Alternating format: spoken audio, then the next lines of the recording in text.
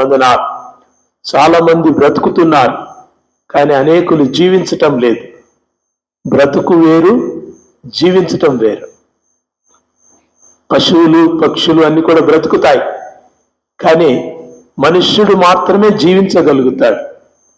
He can live a life that is pleasing to God. దేవునికి ప్రీతికరమైనటువంటి జీవితాన్ని మనుష్యుడు మాత్రమే జీవించగలుగుతాడు. క్రైస్తవులు మాత్రమే జీవించగలుగుతారు. క్రీస్తునందు ఉన్నవారు మాత్రమే జీవిస్తారు. క్రీస్తు యొద్దకు వచ్చిన వారు మాత్రమే జీవిస్తారు. Because he is life. ఆయన జీవమై ఉన్నాడు. నేనే మార్గమును, సత్యమును, జీవమునని ప్రకటించిన యేసు దగ్గరికి వచ్చిన వారికి మాత్రమే జీవము. ఈ జీవం పొందుకున్న వారికే జీవించే అవకాశం. దేవుని నామానికి వందనాలు. ఉదయకాలం దేవుని సన్నిధిలో కూడుకున్న మీకందరికి కూడా ప్రభువైన యేసుక్రీస్తు నామంలో కృపయు సమాధానం మెండుగా కలుగునుగాక. క్రీస్తునందు ప్రేమైన వారులారా, మత్తయి సువార్త 17వ అధ్యాయం 1 నుంచి 8 వచనాలు మనం చదువుకున్నాం. ఇదొక గొప్ప సంఘటన.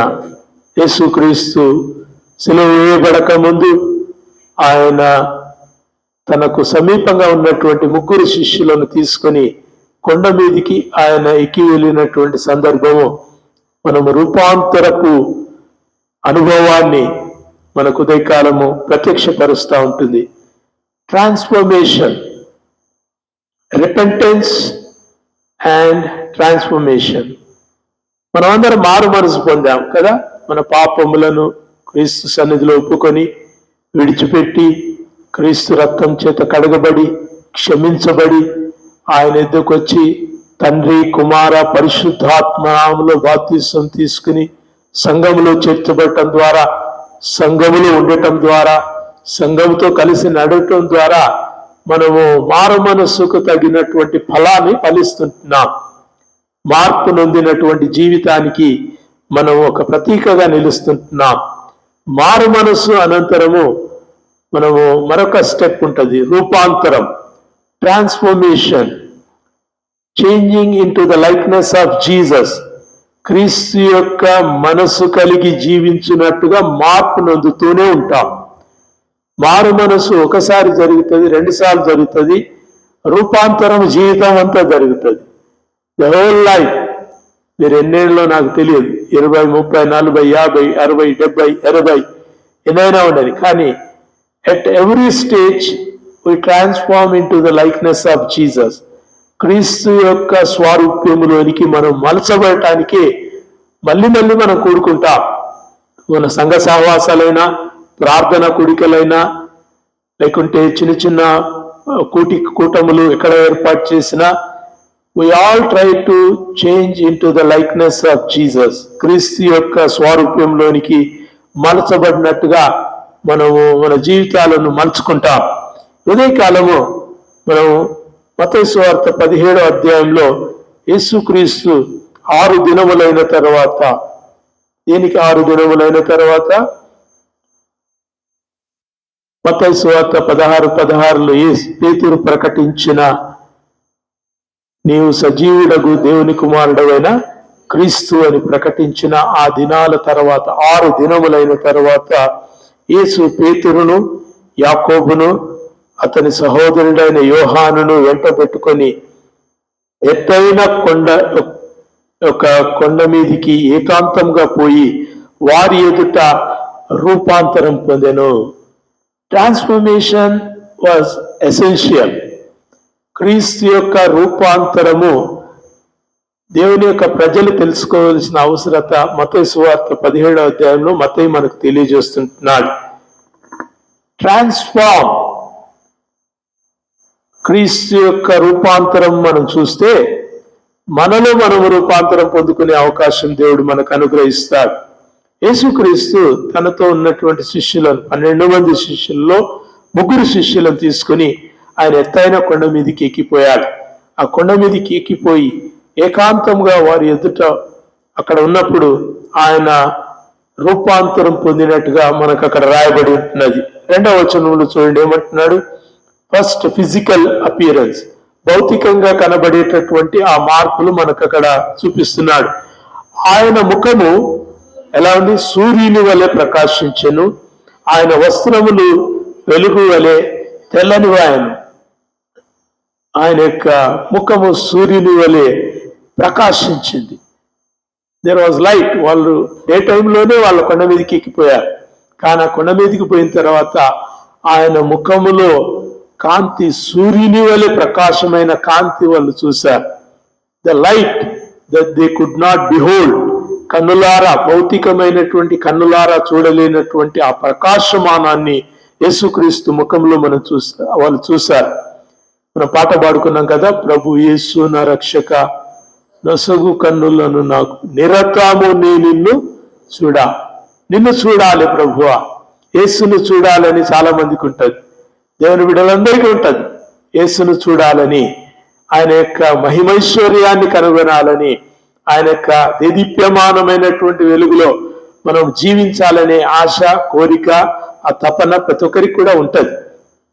యేసును చూడాలి అనేటటువంటి ఈ యొక్క తపన మనకు ఈ వాక్యంలో క్రీస్తును మనకు ప్రతిబింబిస్తున్నాడు.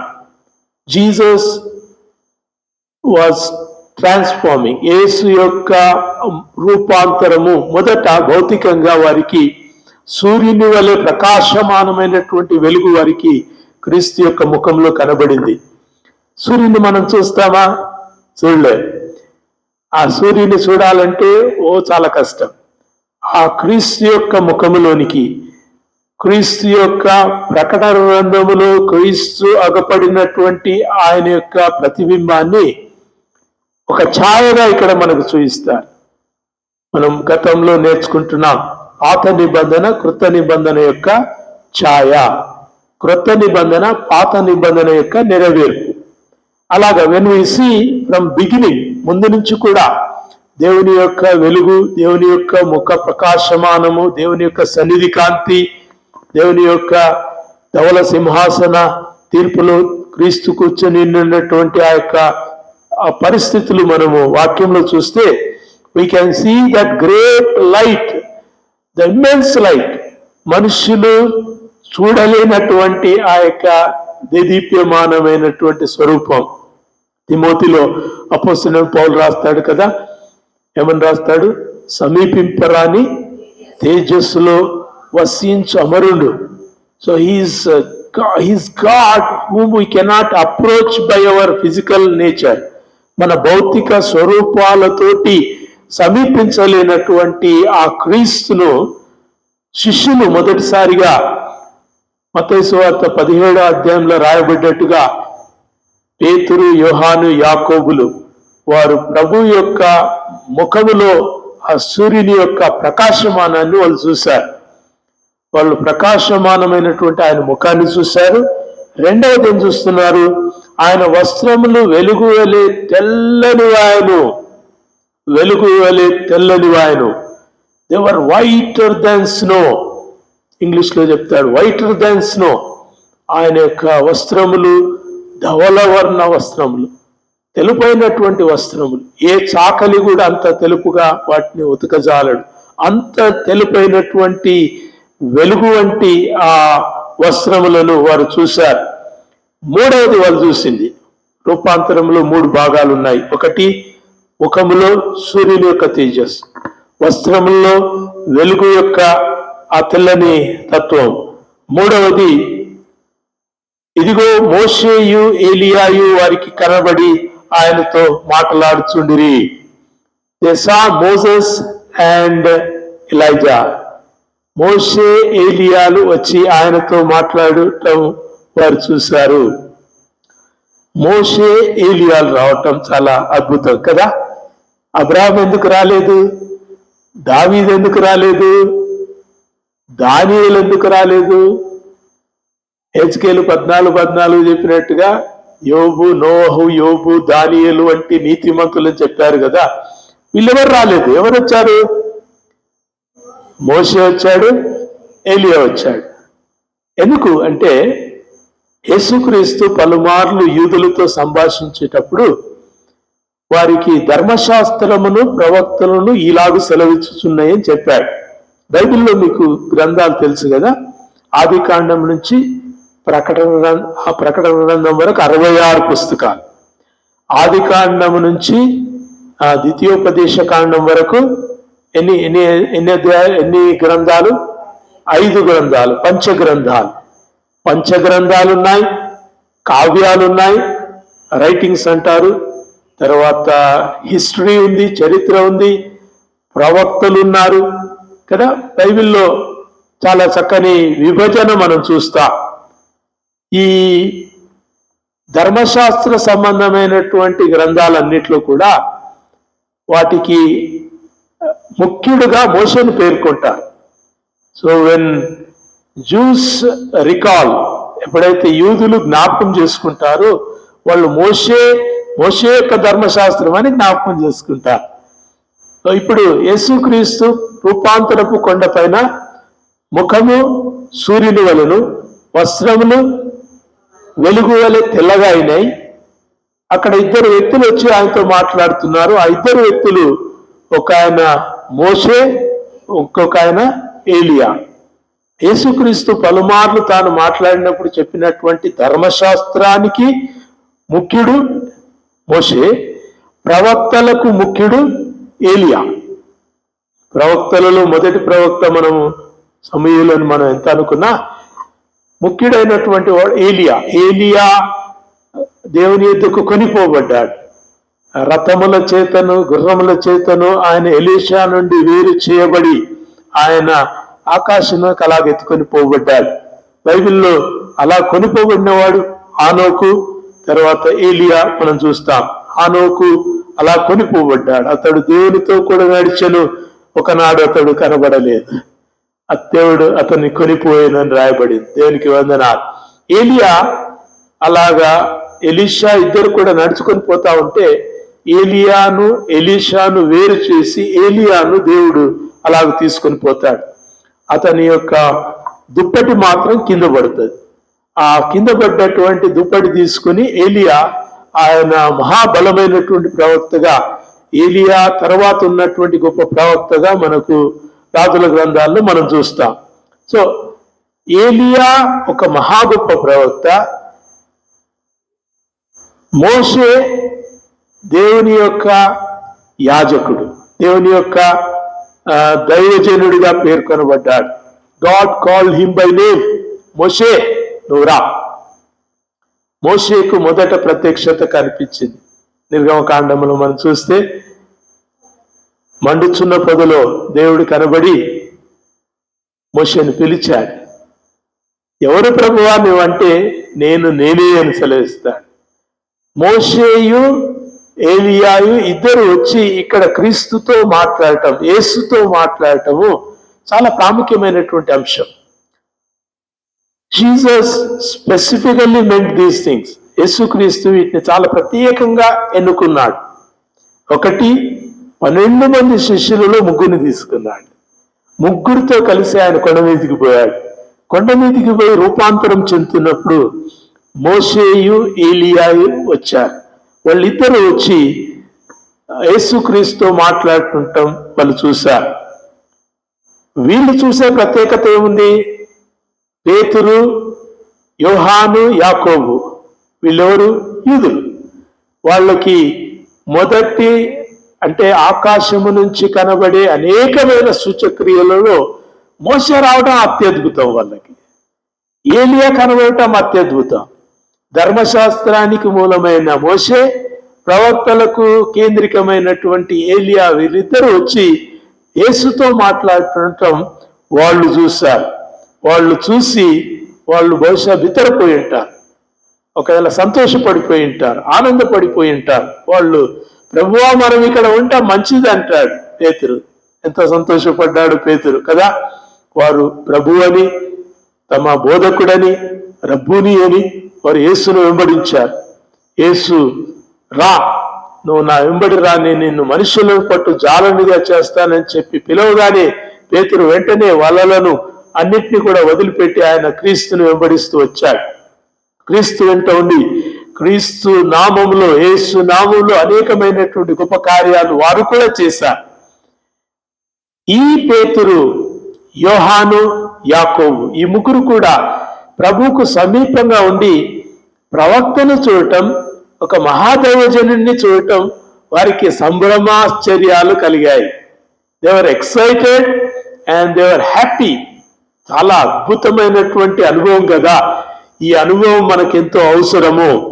మనం ఇక్కడ ఉండుట మంచిది అంటాడు. దయచేసి ఇక్కడ, ప్రభువా మనం ఇక్కడ ఉండుట మంచిది, నీకు ఇష్టమైతే ఇక్కడ నీకు ఒకటియు, మోషేకు ఒకటియు, ఏలియాకు ఒకటియు 3 పర్ణశాలలు కట్టుదుమని యేసుతో చెప్పెను. పీటర్ ఈజ్ ఆల్వేస్ ఎక్సైటెడ్ కదా. పేతురు ఎప్పుడు కూడా దుడుకు పేతురు, తొందరగా మాట్లాడతాడు. కోపమైన మాట్లాడతాడు, సంతోషమైన మాట్లాడతాడు, బాధ అయినా మాట్లాడతాడు, భయమైన మాట్లాడతాడు. ఈ స్పీక్స్ ఆర్. యాకోబు, యోహానులు మాట్లాడలేదు, కానీ పేతురు మాత్రం అంటున్నాడు. ఏమంటున్నాడు? ప్రభువా మనం ఇక్కడ ఉండటం మంచిది. First part is very good, మనం ఇక్కడ చాలా బాగుంది ప్రభువా. రెండవ పార్ట్లో ఏమంటున్నాడు? మనము పర్ణశాలలు వేసుకుందాం. ఎంత బాగుంది కదా. ఒక స్టే, పర్మనెంట్ స్టే, ఒక విడిది మనం ఇక్కడ ఏర్పరచుకుందాం. నీకొక పర్ణశాల, మోషేకు ఒక పర్ణశాల, ఏలియాకు ఒక పర్ణశాల కడతాం, ఇంకా మనం ఇక్కడే ఉండిపోదాం. ఈ గ్రాడ్యువల్ కమ్యూనికేషన్, ఈ గ్రాడ్యువల్ డైలాగ్లో ఎంత ఏమంటారు, సంతోషం ఒకవైపు బాగుంది, కానీ మరొక వైపు దేవుని యొక్క చిత్తానికి ఎంత వ్యతిరేకత కనబడుతుంది కదా. అది ఆయనకు తెలియదు.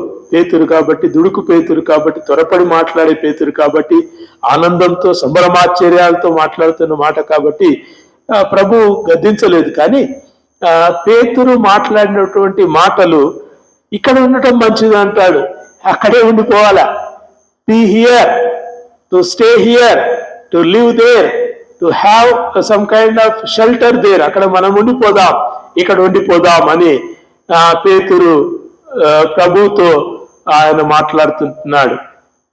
నిలిచిపోవటం అనేది క్రైస్తవ జీవితానికి వ్యతిరేకత. టు స్టాప్ స్టాగ్నేటెడ్ లైఫ్, ఒక చోట ఉండటం, మనం ఇక్కడ ఉండటం మంచిది. ఆ పదం బాగుంది, ఉద్దేశం బాగుంది, కానీ అది దేవుని చిత్తాన్ని అది కనపరచడం లేదు. So it's against will of God. అక్కడ ఉండిపోవటం దేవుడు కోరుకోవటం లేదు. God wants you to move. నువ్వు కదలాలని కోరుతున్నాడు. అబ్రహామా, నువ్వు నీ ఇంట్లో ఉంటే కుదరదయ్యా, నువ్వు రా, బయటికి రా, నువ్వు బయటికి రా.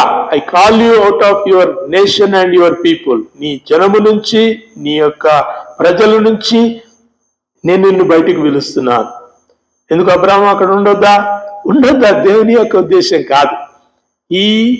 ఈ వాజ్ కాల్డ్ ఎ సోజర్నర్. యాత్రికునిగా ఆయన పేరు పెట్టాడు. నీవు ప్రయాణికునివి, యాత్రికునివి. You have to move ahead without seeing where you are going. నువ్వు ఎక్కడికి వెళుతున్నావు నువ్వు ఎరగకయే నువ్వు ప్రయాణం మొదలుపెట్టు. పేతురు, అబ్రహామా నువ్వు రా, బయటికి రా అని అబ్రహాంను పిలిచినప్పుడు, దేవుడు పిలిచినప్పుడు అబ్రహాము వెంటనే ఆయన తన భార్యను తీసుకొని, ఆయన తనకు నిరీక్షణ లేనటువంటి ఆ యొక్క సమయమందు ఆయన ఏ గమ్యము లేని ప్రయాణంలో ఆయన ముందుకు సాగుతున్నాడు. ఆయన గమ్యం ఏం చెప్పండి? వాగ్దానం చేసిన వాడు నమ్మదగిన వాడు. I know him who has promised. వాగ్దానం చేసిన ఎవరో నాకు ఆయన తెలుసు కాబట్టి నాకు అక్కడ కనబడుతున్నది నాకు అవసరం లేదు, నాకు వినబడ్డది నాకు అవసరం. What I heard is important then what I can see. నేను చూసేదానికంటే నాకు వినబడ్డది చాలా ముఖ్యం. ఒకేసారి విన్నాడమ్మా, మళ్ళీ విలువలే దేవుడు. ఒకేసారి పిలిచాడు, ఒకేసారి నోవుతూ చెప్పాడు, ఒకటేసారి. God talks one.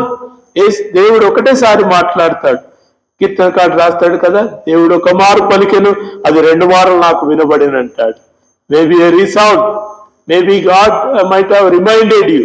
అయితే ఒకసారి దేవుడు పలికాడు, అబ్రహాం బయటికి వచ్చాడు.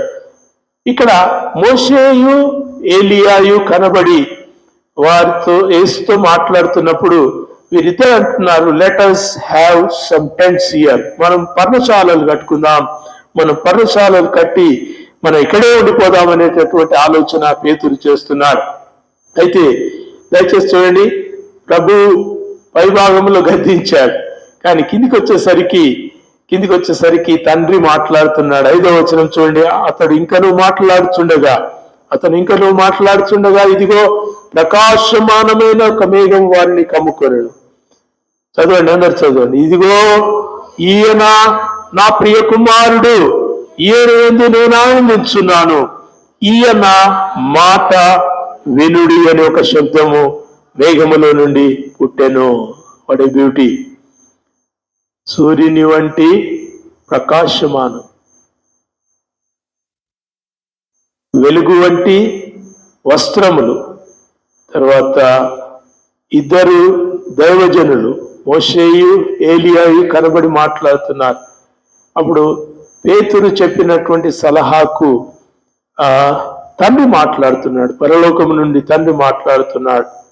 ఇదిగో ప్రకాశమానమైన ఒక మేఘం వారిని కమ్ముకొనెను, ఇదిగో ఈయన నా ప్రియ కుమారుడు. Lo this is my beloved son, ఇతను నా ప్రియ కుమారుడు. ఎప్పుడు చెప్పాడు చెప్పండి? యోహాను బాప్తిసం ఇచ్చేటప్పుడు చెప్పాడు కదా. బాప్తిసం తీసుకున్న తర్వాత ఈయన నా ప్రియ కుమారుడు, ఈయన యందు నేను ఆనందించుతున్నా. ఇక్కడేమంటున్నాడు? ఈయన నా ప్రియ కుమారుడు, ఈయన యందు నేను ఆనందించున్నాను, ఈయన మాట వినుడి. Listen to him. ఆయన మాట వినండి. Don't advise him, don't suggest him, don't guide him. ఆయనకు ఒక మార్గము, ఒక ఉద్దేశము, మీ సలహాలు, మీ ఆలోచనలు ఆయనకు అవసరం లేదు.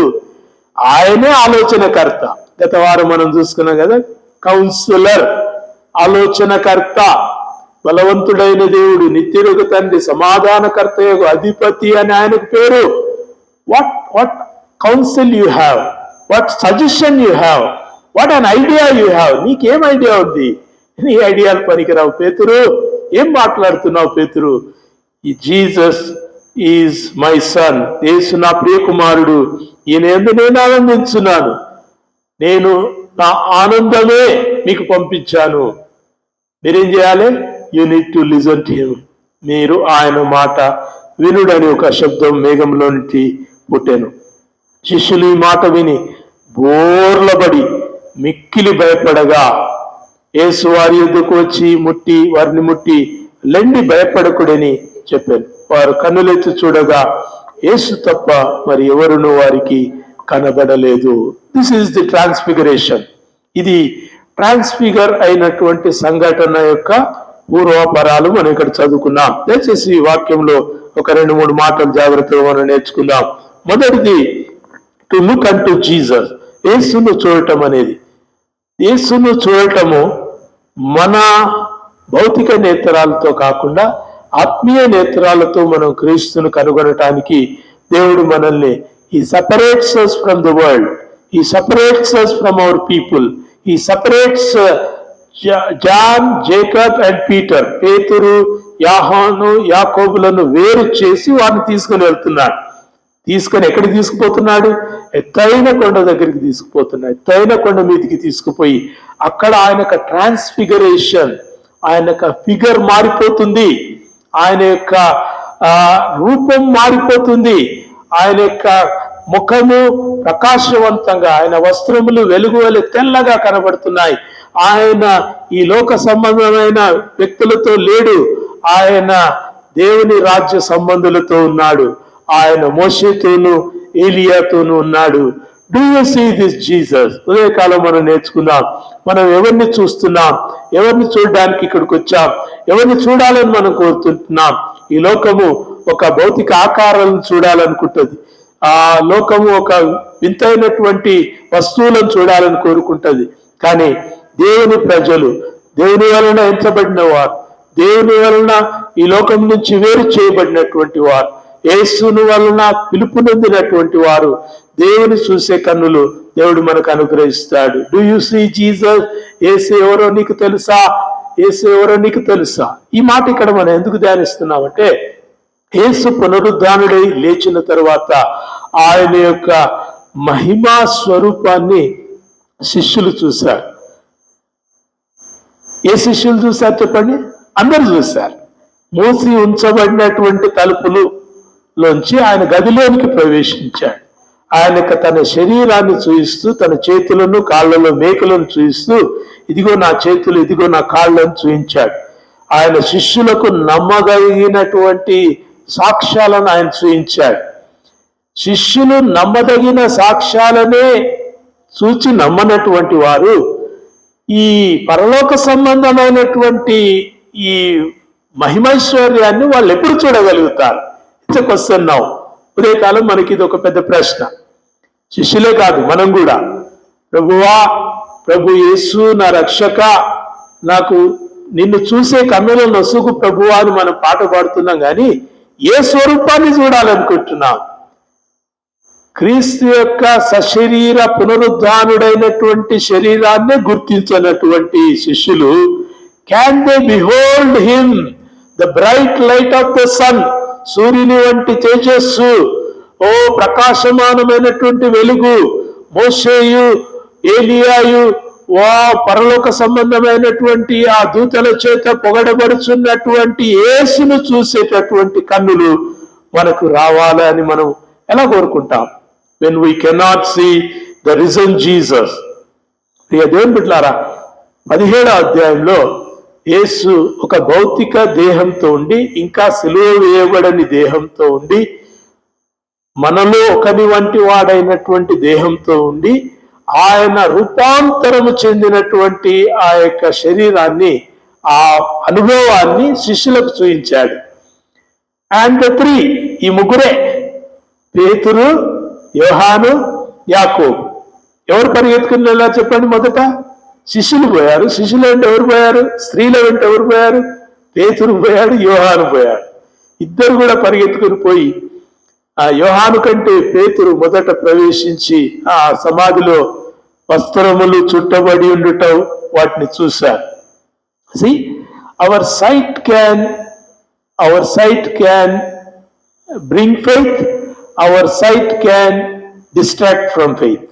మన యొక్క కంటి చూపు, ఈ భౌతికమైనటువంటి కంటి చూపు మనకు విశ్వాసాన్ని కలిగిస్తుంది, కానీ మన యొక్క కంటి చూపు చాలాసార్లు విశ్వాసం నుంచి తొలగిస్తుంది. Even when they saw the open tomb, తెరవబడి ఉన్న సమాధి, మడత పెట్టబడి ఉన్నటువంటి వస్త్రాలు, క్రీస్తు లేనటువంటి ఆ యొక్క పరుండబెట్టబడినటువంటి స్థలాన్ని చూసినా వాళ్ళు నమ్మలేదు. అటువంటి వారికి ముందుగానే ప్రభు ఒక అనుభవాన్ని కలుగజేస్తున్నాడు, రూపాంతరపు అనుభవం. Jesus is not of this world అని తెలియజేసేటటువంటి ఒక గొప్ప సమాచారం. వింటున్నారా? మీకేమర్థమవుతుందో నాకు తెలియట్లేదు, కానీ జీసస్ డిక్లేర్డ్ హిమ్సెల్ఫ్, యేసు తను తాను బహిర్గతపరుచుకున్నాడు, that he does not belong to this earth, ఈ లోక సంబంధి కాదని, తను పరలోకములో నుంచి, తండ్రి యొద్ద నుంచి పంపబడ్డవాడని మొదటిదిగా మనం నేర్చుకోవాల్సినటువంటి అవసరం ఇక్కడ చూస్తున్నాం. రెండవది, మొదటిది బిహోల్డింగ్ జీసస్, రెండవది బిసీచింగ్ జీసస్, యేసును అడుక్కోవటం, ప్రాధేయపడటం, యేసును విజ్ఞాపన చేయటం. చాలాసార్లు పేతురు వంటి ఆవేశం చేత, పేతురు వంటి అత్యుత్సాహం చేత మనం దేవుణ్ణి, మన ఇష్టాలు మనం ఆయనకు చెప్తాం. పేతురుకు చాలా ఇష్టమైంది ఏంది? మనం ఇక్కడ ఉండటం మంచిది. పేతురుకు చాలా ఇష్టమైంది ఏంది? పర్ణశాలలు కడదాం.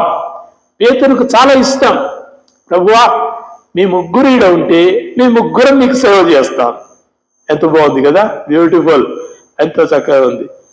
నీకొక పర్ణశాల, మోషేకొక పర్ణశాల, ఏలియాకొక పర్ణశాల కడితే మేము ముగ్గురం బయట వాచ్మెన్ లాగా ఉంటాం, నీళ్లు తెస్తాం, అన్నం తెస్తాం, బట్టలు తెస్తాం, ఇన్నా ఉన్నాం, కడ మీదనే ఉందాం. Let's be here. Our beseech, మనము దేవునికి అడుక్కునే, మనం దేవునికి ప్రాధేయపడేటటువంటి విజ్ఞాపనలు చాలాసార్లు దేవునికి ఇష్టమైనవి కావు అని మనం నేర్చుకోవాలి కదా. పేతురు తన స్వార్థంగా ఏం అడుగుతలేడు. పేతురు ప్రభు మహిమను చూసే, అబ్బా ఎంత బాగుంది కదా ఈ మహిమ, మోషే ఏలియాలే నీ దగ్గరికి వచ్చారంటే నువ్వు ప్రభుడవు దేవా, నువ్వు రాజులకు రాజు, ప్రభువులకు ప్రభు, అయితే నువ్వు ఇక్కడ ఉండటం మంచిది. ఇన్నే ఉండిపోదాం, లెట్స్ బి హియర్, ఇక్కడే ఉండిపోదాం. మానవుని యొక్క తలంపులన్నీ కూడా అవి చెడ్డవి అంటాడు. ఇక్కడ ఆదికాండం 5వ అధ్యాయంలో నరుని యొక్క హృదయాలోచనలన్నీ కూడా చెడ్డవి అంటాడు. దీంట్లో చెడుతనం ఏం లేదు. మంచి అభిలాష ఉంది, మంచి కోరిక ఉంది, మంచి ఆశయం ఉంది, మంచి దృక్పథం ఉంది. కానీ అది దేవుని చిత్తం కాదు, దేవుని ఉద్దేశం కాదు, అది దేవుని మాట కాదు. ఎన్నిసార్లు చెప్పాడు ప్రభు అంతకుముందు? పలుమార్లు చెప్పాడు కదా. మనుష్య కుమారుడు ఈ లోకస్తుల చేతికి అప్పగించబడి, సిలువ వేయబడి, మరణించి 3వ దినమందు తిరిగి లేస్తానని ప్రభు పలుమార్లు చెప్పాడు. మళ్ళీ ఇక్కడ కొండ మీదకి ఎక్కినాక ఏమంటాడు? ఇక్కడ ఉండడం మంచిది, ఈడ ఉంటే మనకు యూదులు రారు, మనకు రోమీలు రారు, ఎవరు రారు, ఇదొక మహిమ కలిగినటువంటి స్థలము. అమ్మా, మనం కూడా చాలాసార్లు we make some shelters permanent. షెల్టర్స్ను మనం పర్మనెంట్ చేసుకుంటాం. ఇక్కడే ఉందాం. చాలా చర్చెస్ అక్కడే ఉండిపోతున్నాయి, చాలా క్రైస్తవులు అక్కడే ఉండిపోతున్నారు, చాలా మంది యొక్క రక్షణ అట్లే ఉండిపోతుంది. ఇక్కడే ఉండటం మంచిది, ఇది చాలు, దిస్ ఈజ్ ఎనఫ్. నేను బాగున్నానా, నాకు మంచిగా ఉందా, నాకు స్వస్థత అయిందా, నాకు ఉద్యోగం వచ్చిందా, నేను ఒక ఇల్లు కట్టుకున్నానా, నేను ఒక స్థలంలో స్థిరపడ్డానా, ఇక్కడే ఉంటాను. Jesus did not want and father also did not want. అబ్రహామును పిలిచిన దేవుడు నీవు ముందుకు వెళ్ళమన్నాడు. గో హెడ్, ముందుకు సాగాలి. ఈ లోక ప్రయాణం ఆగే ప్రయాణం కాదు, సాగే ప్రయాణం. You need to move. మన బిసీచింగ్ యాటిట్యూడ్ ఎలా ఉంటుందంటే, మనం దేవుణ్ణి అడిగేటటువంటి యాటిట్యూడ్ ఎలా ఉంటుందంటే, మన యొక్క ఆలోచనలు దేవుని మీద రుద్దడానికి ప్రయత్నం చేస్తాం. చాలాసార్లు ఇది ఒక తప్పుడు భావం మనలో ఉంటుంది అనేది మనం ఉదయకాలం నేర్చుకుంటున్నాం. When we beseech the Lord, మనం ప్రభువుని అడుక్కునేటటువంటి, విజ్ఞాపన చేసేటటువంటి, లేకుంటే ప్రభువును ప్రాధేయపడేటటువంటి అంశాల్లో మన ఇష్టాన్ని చెప్తాం, దేవుని ఇష్టాన్ని మనం అడగం. ఈ పరిస్థితి ఉంది దేవో, వాట్ షల్ ఐ డు అని అడగగలిగితే అది ఎంతో మంచి ప్రార్థన. వాట్ షల్ ఐ డు, ప్రభువా నేను ఎక్కడికి వెళ్ళాలి, నేనేం చేయాలి? ఎర్ర సముద్రపు ఒడ్డున నిలిచినప్పుడు మోషే ప్రార్థన చేశాడు. What shall I do lord, నేను ఇప్పుడు నన్నేం చేయమంటావు దేవా, నన్నేం చేయమంటావు?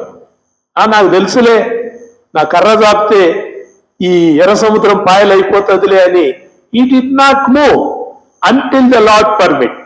దేవుడు ఆలోచన పొందుకునేంత వరకు కూడా అతడు ఏ కార్యం చేయలేదు కదా. గాడ్ సెడ్, మోషే నీ కర్ర చాచు, ఎర్ర సముద్రము పాయలవుతుంది. ఎర్ర సముద్రం పాయలైనప్పుడు వారు ఆ ఎర్ర సముద్రం గుండా వాళ్ళు ముందుకు సాగిపోయారు. ప్రియ దేవుని సంగమ, ఉదయకాలం మనం నేర్చుకుందాం. Don't advise God. దేవునికి సలహాలు ఇవ్వకండి, దేవునికి సూచనలు ఇవ్వకండి, దేవునికి మీ యొక్క ఏమంటారు గొప్ప ఆలోచనలు చెప్పకండి. అది మీకు గొప్ప ఆలోచన, కానీ దేవునికి కాదు. పర్ణశాలలు కట్టుకోవటం మంచి ఆలోచనే, కానీ అది దేవునికి ఇష్టం లేదు. అక్కడే ఉండిపోవటం ఎంతో మంచి ఆలోచన. రోకరీతిగా సంతోషంగా ఉండొచ్చు, హ్యాపీగా ఉండొచ్చు, చక్కగా పాటలు పాడుతూ దేవుని యొక్క గొప్ప సంగతులను తెలుసుకుంటూ అక్కడే ఉండిపోవచ్చు. కానీ అక్కడ ఉండటానికి దేవుడు పిలవటం లేదు. పేతురు, నువ్వు ముందరికి సాగాలి. యాకోబు, యోహాను, మీరు ముందరికి సాగాలి. యాకోబుకు తెలియదు తను పద్మాసు ద్వీపంలో పరవాసినైతానని, పేతురుకు తెలియదు తను నడుము కట్టి బలహీన సమయాల్లో వేరొక చోటికి నన్ను మోసుకొని పోతారని పేతురుకు తెలియదు. పేతురు తలకిందులుగా సిలువ వేయబడతాడని పేతురుకు తెలియదు. అంటిల్ ద టైం కేమ్, ఆ సమయం వచ్చేంత వరకు పేతురుకు తెలియదు. సిలువ వేసే సమయంలో నా ప్రభువును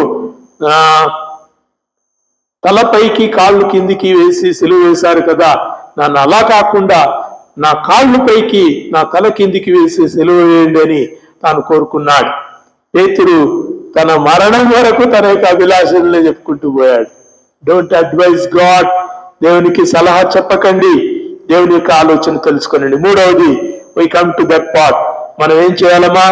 ఈయన మాట వినుడి. 5వ వచనంలో మనం నేర్చుకుంటున్నాం, లిసన్ టు జీసస్, యేసు మాట వినండి. తండ్రి యేసు ద్వారా మాట్లాడతాడు. తండ్రి ఏదనుకుంటాడు అది కుమారుడి ద్వారా నెరవేరుస్తున్నాడు. కుమారుడు తండ్రి యొక్క చిత్తాన్ని మనకు బయలుపరిచాడు. యోహాను సువార్తలంతట్లో కూడా అదే చెప్పాడు. తండ్రి యొక్క ఇష్టము కుమారుడు నెరవేరుస్తున్నాడు. కుమారుని యందు తండ్రి ఆనందిస్తున్నాడు. ఈ కుమారుడు ఏం చెప్తాడు మీరు అది వినండి. Listen to him, don't advise him. మీరు ఆయన మాట వినుడి. పేతురు, ఆయనకు సలహా చెప్పకండి. నీ ఆలోచన చాలా మంచిది, చాలా అందంగా ఉంది, చాలా సౌఖ్యంగా కనబడుతుంది, చాలా ఏమంటారు లోక మర్యాదగా కనబడుతుంది. కానీ ఈ మర్యాదలు వద్దు దేవునికి. దేవుడు తన కార్యము నెరవేర్చాలనుకుంటున్నాడు. డోంట్ బి హియర్, ఇక్కడ ఉండటానికి మీకు అవకాశం లేదు. మీరు ఇక్కడే ఉండిపోతామంటే అది నీ ఆలోచన, అది దేవుని ఆలోచన కాదు. ఈయన మాట వినుడి, ఈయన మాట వినుడి. ఎంత బాగుంది కదా. కానా వివాహములో యేసు మాట వినుడి అని తల్లి చెప్పింది కదా. యేసు మాట వినండి, మీరు ఆయన మాట వినండి. లిసన్ టు హిమ్, యేసు మాట వినండి. యేసుకు సలహా చెప్పకండి, యేసు ఏం చెప్తాడో చెప్పండి. వాళ్ళు మాట విన్నారు కదా. మొదటి పెళ్లిలో, మొదటి వివాహంలో పరిశుద్ధ గ్రంథమందు పేర్కొనబడిన యేసు వచ్చిన మొదటి వివాహంలో ఆ ప్రజలు యేసుకు సలహా చెప్పలేదు. ఏందయ్యా, రాతి బాణలున్నాయి, నీళ్లు పోయమంటావు, మాకు ద్రాక్షారసం కావాలంటే నీళ్లు పోయమంటావు ఏందయ్యా అని అడగలే కదా. మనం ఉంటే అడుగుతుంటే, నీళ్లు పోస్తే ఏమవుతుంది దేవా, ఏమన్నా ద్రాక్ష గెలనన్నా తెద్దాం, ద్రాక్ష తోటకి ఎవరినైనా పంపిద్దాం, లేకుంటే ఎవరి దగ్గరనైనా కానీ ఈ ద్రాక్ష పళ్ళ యొక్క ఈ రసం ఎక్కడైనా ఉందేమో తీసుకుని వద్దాం, దాంతో మనము ద్రాక్ష రసమును మనం తయారు చేద్దాం అని సలహా చెప్పగలిగే అవకాశాలు చాలా ఉన్నాయి కదా. We all can advise. మీరు ఒకసారి ఈ క్రీస్తు చేసిన సూచక క్రియలలో మీరు అక్కడ ఉంచుకొని మీరేం చెప్పే వాళ్ళు ఒకసారి ఆలోచన చేయండి కదా. నేనుంటే దుడుకు పేతుల్లాగా ఏం చెప్తుంటినో, మీరుంటే దుడుకు వ్యక్తుల్లాగా ఏం చెప్తుంటారో తెలియదు. We're quick in advising, but we're not quick in listening. వినటంలో వేగిరపడటం కాకుండా చెప్పటంలో మనం వేగిరపడతాం. మనము సలహా ఇవ్వటంలో వేగిరపడతాం. అది ఎవరికి? దేవునికే సలహా ఇవ్వటం, యేసుకే సలహా ఇవ్వటం. యేసు మనం ఇక్కడ ఉండటం మంచిది. నీకొక పర్ణశాల, పేతురికి ఒక పర్ణశాల, మోషకు ఒక పర్ణశాల, తర్వాత ఏలియాకు ఒక పర్ణశాల, ముగ్గురికి 3 పర్ణశాలలు కడతాను. Let's be here. Let's be here is a very wrong thought. దయచేసి ఆ మాట మనం ఉదయకాలం జ్ఞాపకం చేసుకుందాం. ఈ లోకమందు మనల్ని స్థిరంగా కదలని వారంగా విశ్వాసమందు ఉండమన్నాడు, కానీ ఆ స్థలంలో ఉండమని లేదు. మనకి ఇష్టమైన సుఖంగా ఉన్నటువంటి స్థలంలో ఉండమని లేదు. ఇక దేవుని ప్రజలారా, అనేకులు మన భారతదేశాన్ని ప్రేమించి వచ్చారు, మిషనరీస్ కదా. విలియం కేరీ తర్వాత మన దగ్గరకు వచ్చిన అనేక మంది దైవజనులు, మిషనరీస్ పంపబడి ఈ భారతదేశానికి వచ్చారు. దోమల మధ్యలో చచ్చారు కొంతమంది. దోమలు కలిసి మలేరియా వచ్చి చచ్చిపోయారు. వాళ్ళ దేశంలో దోమలు ఉండవు, వాళ్ళ దేశంలో నీళ్లు మంచిగా ఉంటాయి, వాళ్ళ దేశంలో పరిస్థితులు, వాతావరణం బాగుంటుంది, చల్లని వాతావరణం. ఇక్కడ వచ్చి ఎండకు వానకు తడిసి వాళ్ళు తమ యొక్క ప్రాణాలను పణంగా పెట్టి క్రీస్తు రక్షణను మనకు తెలియచేయటకు వాళ్ళు ఇంత దూరం వచ్చారు. Not to be safe in there places. వాళ్ళ స్థలాలలో క్షేమంగా ఉండటానికి ప్రభు పిలవలేదు. అడోనిరామ్ జడ్సన్, లివింగ్స్టన్, చాలా మంది మిషనరీ దైవజనుల యొక్క ఈ మిషనరీల యొక్క జీవిత చరిత్రలను మీరు చదవండి. వాళ్ళు ఇక్కడికి వచ్చారు. మదర్ తెరిసా ఇటలీ నుంచి ఇక్కడికి వచ్చింది. She lived amongst the lepers. కుష్ఠరోగుల మధ్యలో జీవించింది, కుష్ఠరోగులకు సేవ చేసింది.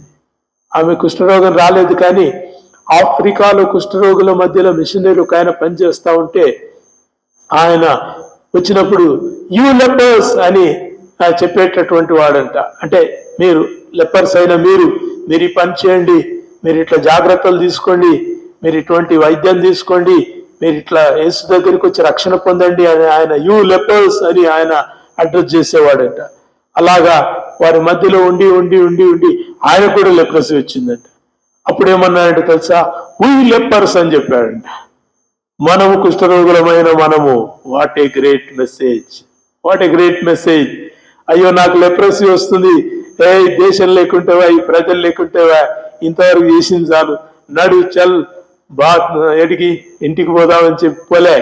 He lived and he died as a leopard among those lepers. ఆ కుష్ఠరోగుల మధ్యలో కుష్ఠరోగి అయి ఆయన చనిపోయాడు. యేసు పాపుల మధ్యలోనికి వచ్చి పాపిగా మన కొరకై ఆయన తన రక్తాన్ని కార్చాడు. లిసన్ టు మై సన్, నా కుమారుని యొక్క స్వరాన్ని వినండి. Don't here other voices, others voices. ఇతర స్వరము కాదు, ఇతరుల యొక్క స్వరాలను మనం వినకూడదు. అమ్మా, అపవాది మనకు స్వరాన్ని వినిపిస్తూ ఉంటాడు. ఏదేను తోటలో హవ్వ మొక్కతి పోయి ఆ చెట్టును చూసింది, తర్వాత పండును చూసింది. ఏది మంచిగా అనిపించింది చెప్పండి?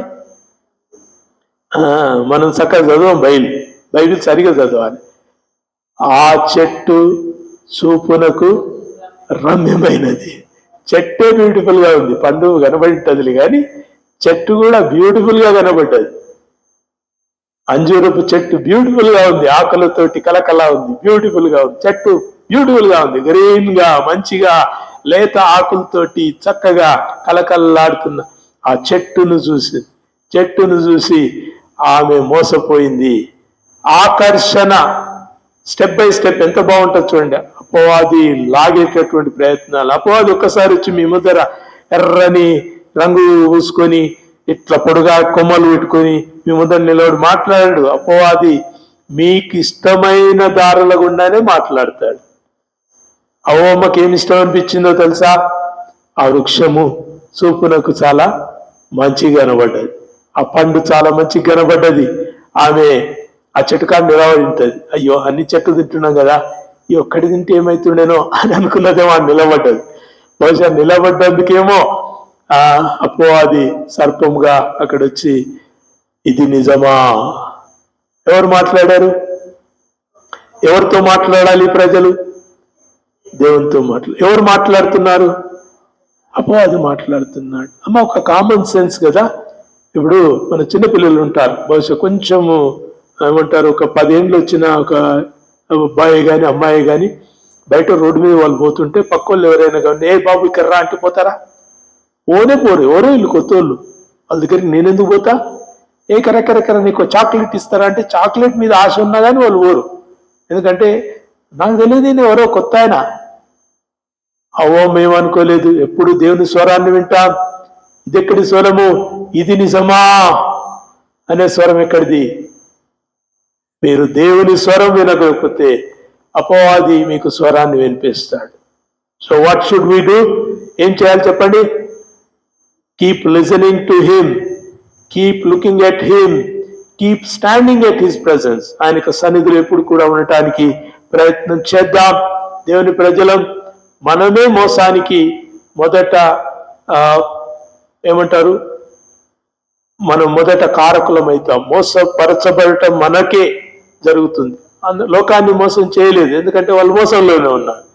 దేవుని ప్రజలు సత్యములో ఉన్నారు కాబట్టి సత్యము నుండి బయటికి రాపెట్టడానికి అపవాది మోసం చేస్తాడు. అందుకే ఏమంటున్నాడు పరలోకపు తండ్రి పేతురు, యాకోబు, యోహానులతో చెప్తున్నాడు, మీరు ఈయన మాట వినండి. Listen to him, don't advise him, don't suggest him, don't give any counsel to him, just listen to him. మీరు ఆయన మాట వినండి, చూడండి, ఆయన వద్ద ఉండండి, ఆయన మాట వినండి. దిస్ బ్యూటిఫుల్ కదా. రూపాంతరపు అనుభవం, రూపాంతరపు కొండ యొద్ద, ట్రాన్స్ఫిగరేషన్ మౌంటైన్ దగ్గర మార్పు నొందారు. దేవునికి వందనాలు. ఇక నుంచి దేవునికి సలహా చెప్పే వాళ్ళు కాదు వాళ్ళు. అంతవరకు యేసుక్రీస్తుతో మాట్లాడినా, యేసుతో ఉన్నా, యేసుతో నడిచినా, యేసుతో ఉన్నా వాళ్ళు యేసుకు ప్రభువా మనం ఇట్ట కాదు ఇట చేద్దామని సలహాలు చెప్పేటటువంటి వాళ్ళు. కానీ రూపాంతరపు అనుభవం ఎక్కడికి తీసుకొస్తుందంటే టు లిజన్ టు క్రైస్ట్, క్రీస్తు మాట వినటానికి తీసుకుని వస్తుంది. అమ్మా చాలా మంది క్రైస్తవులు మారు మనసు అనుభవం ఉంది, సంతోషమే, కానీ రూపాంతరపు అనుభవంలోనికి రాలేదు. రూపాంతరపు అనుభవంలో నీ సలహాలు ఉండవు, నీ ఆలోచనలు ఉండవు, నీ అభిష్టాలు ఉండవు, నీ కోరికలు, నీ గొప్ప ఔన్నత్యాలు ఉండవు. It's only to listen to Jesus. యేసు మాట వినటమే రూపాంతరపు అనుభవం. హల్లెలూయా, దేవునికి వందనాలు. ఉదయకాలం దేవుడు ఈ వాక్యాన్ని మన వెనుకల్లో దీవించినట్టుగా మనం ప్రార్థన చేసుకుందాం. యేసు కొండ మీదికి 3 శిష్యులను తీసుకుని వెళ్ళాడు. పేతురు, యాకోబు, యోహానులను తీసుకుని వెళ్ళి అక్కడికి వెళ్ళి రూపాంతరం పొందాడు. ఆయన యొక్క ముఖము సూర్యుని వలె ప్రకాశమానమైంది, ఆయన వస్త్రములు ఓ వెలుగు వలె తెల్లనివైనాయి. ఆయన ఎద్దుకు మోషేయు ఏలియాయు దిగి వచ్చారు.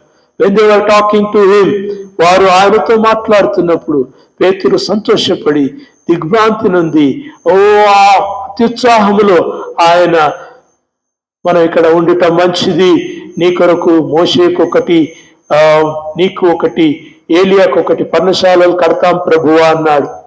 మా సలహాలు మనకు వస్తాయి, ఆలోచనలు మనకు వస్తాయి, కానీ ఈ ఆలోచనలు ఈ లోకరీతి ఆలోచనలు, దేవుని ఆలోచనలు చాలా ఉన్నతమైనటువంటి ఆలోచనలు. అడుగుదామా ఉదయకాలం, దేవుని అడుగుదామా? 3 విషయాలు మీరు నేర్చుకున్నారా? లుక్ ఇన్ టు జీసస్, యేసు ముఖములోనికి చూడండి. అండ్ బీ విత్ జీసస్, యేసుతో ఉండండి. అండ్ మూడవది లిసన్ టు హిమ్, ఆయన మాటనే వినండి, ఆయనకేం చెప్పకండి. Don't advise him, don't share your thought with him, just listen to his voice. ఆయన యొక్క స్వరము మీరు వినండి. నా గొర్రెలు నా స్వరం వినునని యోహానులో రాయబడినటువంటి మాటను మనం జ్ఞాపకం చేసుకుందాం. గొర్రెలు మాట్లాడవమ్మా, గొర్రెలు తమ యొక్క కాపరితో మాట్లాడవు. కాపరి చెప్పింది గొర్రెలు వింటాయి. మన ప్రధాన కాపరి యేసు మనతో మాట్లాడుతున్నాడు. He just calls, he just gives his voice. ఆయన యొక్క స్వరాన్ని మనకు వినిపింపజేస్తాడు. ఏ స్వరం వింటున్నారు? గొర్రెలైతే తమ యొక్క యజమాని యొక్క స్వరం కొరకే అవి వేచి ఉంటాయి. ఒకవేళ ఆ లోక ఆశల చేత అక్కడే కొట్టుకుని పోయినా కానీ ఆ యజమానుని యొక్క కంఠస్వరము వారిని వెనక్కి తీసుకుని వస్తుంది. Shall we come back? మనం వెనక్కి వద్దామే. ఈ లోకమందు మారు మనసు అనుభవం సంతోషమే, కానీ రూపాంతరపు అనుభవం మనకెంతో అవసరం. when we come into this experience of transfiguration, ఈ రూపాంతరం పొందే అనుభవంలోనికి మనం వస్తే, మనం రూపాంతరాన్ని కోరుకుంటే, ఈ రూపాంతరము జీవితాన్ని మనం సంపూర్ణంగా ఆశిస్తే, అమ్మా లెట్స్ లిసన్ టు జీసస్. యేసు చెప్పింది మనం విందాం. పరలోకపు తండ్రి అంటున్నాడు, ఈయన యందు నేను ఆనందిస్తున్నాను. Whatsoever he does I rejoice in him. యేసు చేయనదంతయు మన కొరకే. కాబట్టి తండ్రి ఆయన యందు ఆనందిస్తున్నాడు. కాబట్టి మీరు ఆయన మాట వినండి. మనం విందామా? ఈ రూపాంతరపు అనుభవం నేర్చుకుంటూనే ఉండాలి, పొందుతూనే ఉండాలి, ప్రభువు యొక్క స్వరూపంలోనికి మలచబడుతూనే ఉండాలి. అట్టి కృప దేవుడు మనకు దయచేయనట్టుగా మనం ప్రార్థన చేసుకుందాం. దయచేసి తలలు వంచండి, ప్రార్థన చేసుకుందాం. ప్రభు మనతో మాట్లాడిన ప్రతి మాటను బట్టి ఆయనకు స్తోత్రాలు చెల్లిద్దాం. This is a great transfiguration experience. మా రూపాంతరం పొందే అనుభవం, యేసు రూపాంతరం పొందడం మన జీవితాల్లో రూపాంతరం కలిగించడానికి. కాబట్టి మనం ఉదయకాలం ప్రార్థన చేసుకుందాం. పరిశుద్ధుడా, మహోన్నతుడా, సర్వాధికారి, జీవం గల తండ్రి, నీకు వందనాలు. దేవా, శిష్యులను వెంట పెట్టుకొని కొండపైకి వెళ్ళి ప్రభువా నువ్వు రూపాంతరం పొందావు. ప్రభువా దాని అర్థం వారికి తెలియదు. మోషేయు ఏలియాయు వారితో మాట్లాడినప్పుడు ధర్మశాస్త్రము ప్రవక్తలు నీ గురించి సాక్ష్యం ఇచ్చుచున్నాయనే సంగతి వారికి తెలియదు.